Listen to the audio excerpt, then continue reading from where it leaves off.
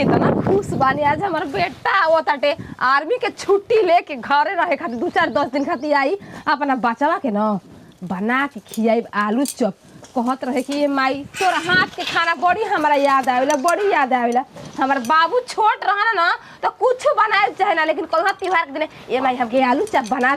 बना दे हमार बेटा के कहाँ ले जाए मिलत हुई खाए खातिर के खूब टेस्टी बना दे हमार लाल आके खोई ह एक काली कमैछा माई हमार बचवा के रक्षा तो होने जानी के हाथ में बा हमेशा रक्षा करत रह जा एक ही त हमार आँख क्यों खुली बा न ई रानी पगली का जानती है केन कहाँ से पागल भठा गई नौकरी लाग गई पहले न त अपन लड़का के बियाह सुन ना कइल रहती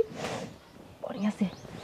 कहनी हो कि आवत तो भतार तनी बना दे जाओ दू जन मिलके हमरा से का मतलब ओकर का चिंता बा ओकर न मरद से चिंता बा न सास से चिंता बा न नैहर से न ससुर से जहे बेंगनी पर जाती है खा के काम खत्म कहानी एकर बा चल के लपेट के गरम बना के अपना बेटा के जब तक जियम न सवत तब तक तार कमी महसूस ना होखे दे जब तक जियम तब तक जान कहीं हमारे का तोड़ खियाई बॉर्डर में कहां से मिलेला खाए के जब ले रूखा सूखा मिले तो हमार बेटा खा के कसहु दिन बिता लेवे ना हे माता रानी हमारे बच्चा के रक्षा करी हो ए का हो तोड़ दे बुढ़िया हट हरामजादी ते हम तू ही हमारा जी रे रारी तू ही हमारा जी बोल का कर देबे बोल छत बतर की ना कहीं की हमरा बामला फोन कर रहे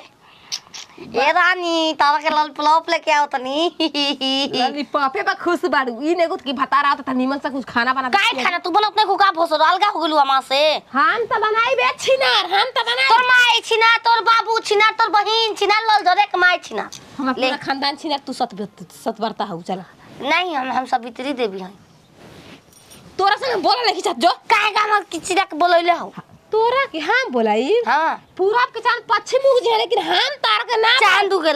चांद उगेला कबो ओ सही दिन भर रहेला जे बुताई घमा न तुरंत उलौकी अरे पागल तोर से बतिया ले ए भोसरो अपन लइका के खुशी में आज बना दे ले लो लेबू कारी फोड़ा खोड़ा ठीक भइल बा हम चाहते कहीं का अपन लइका से का सिखाई कब कहे कि माई हो जा चिंता में बॉर्डर पर लड़ाई का कोई चिंता के हो गई हमारा इका आलू चॉप बरत न अपन आर्मी वाला बेटा खाती हमरे वाला बमला हमार ओकर करम फुटरा के तोहार हो मुस्टिकल जो गोल गो मारम के बियाह जी तुरंत जानते न कुछ हां जी बियाह देबू आवा बियाह माई के बतिया तोड़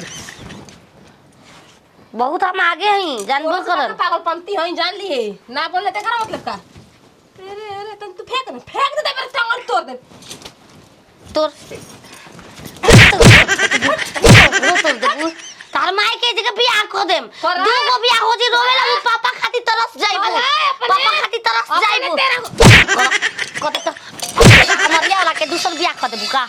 हमरिया वाला के भोसरो हम तो भगवान से हम जाना नहीं तू से फ्लास मिलेले वैसे फ्लास कनियो भाग जइतू ना त लइका के अपन दूसरा सुगा आई ना तो बमला के लेके जाइब कहीं पार्क में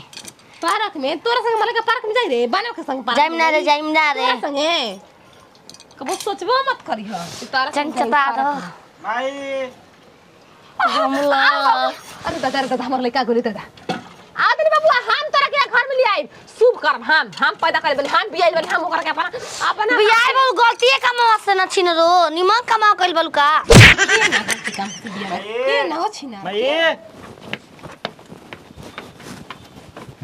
तू तमर दे चलेला एकदम गर्दा कवार की तलब थब तन के में लागेला रोवे याद आदला तू लागला मैं नहीं आवे त मने में हनी आवे तू त माने कहत रही को जब बम बा तू कहत का करी ले हलस जीवन में तोहार ए हित त दहिया ही वॉल दिया पहनला त काहे का माई बाबू पूरा कथम खइला हां कि दान तल देगा बाकी पाथे कदम नहीं हथेगा मने उड़ियात रह धुमा लेखा तलो माई अरे बाबू माई गोड़ लगा खुश रह बाबू दौड़ला तनी खुश रह ई के रे बबुआ ई हमार दोस्त था एकदम मित्र दे बचवा हम कबे के इंतजार करते हैं कब हमार बाबू आई है बढ़िया से एकदम असही शहर पे आके तो एकदम जिंदगी से बहुत लंबा हमारो भगवान उम्र तहरा के लगा दे भगवान से ये प्रार्थना करी ना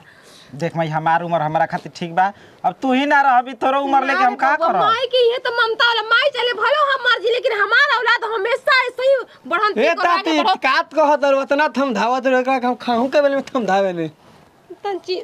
जानते बड़ा देख भाई हमारा से बेसी हमार संगतिया के जान माने जा होखे के चाहिए। एकदम कर बोले से तू हमार बेटा यो हमार बेटा का करबू जे भर्ती भइल ओहरे कर माई बाबू खत्म। लंगड़ ई बने तो का करबू नसीबवे के खराब आदमी माई रे बम लगा के फिट करे रहा सा। अच्छा। हमके पता चलल हम बताई नहीं पूरा। अब हम मुझे से भागे के जाता नहीं दौड़ल जाता नहीं बम कवा के फेंक उड़िया के न धुआं लेखा ई तो देखा था थी तो भला बच गइल ए बबुआ इहे भले दान तल दे बाकी 13 गो मर गेना की लंगड़ होके रह गइल ना। तब का कुल अब का करू लइको फेंका निकलांग के न यहां चल आराम से तेरा धरा होइले तो अरे का हो गइल इतना सत्ता बात वाली माल कैसे तेरो गइला बाथरूम में गिर गेला का। स्वागतिया मनैले रहत दम बम्बू लेखा सीधा रह अरे, तुम बोल दो ये थोड़िया बोलते मारा देते रहो में तल दूसरा उठ के देखी कैसे न गइला हो माई भातार हे बा चिन्ह तो नहीं खू ए बहनी कहे रंगे बा देता बैठ नहीं गए मारल ना चला हम अपना घर में भाभी कहे के तो तू बहिन कहले बड़ा आई तई हम पहल के विकलांग बने पैर के पहले के तक देवियो लागेला का करबा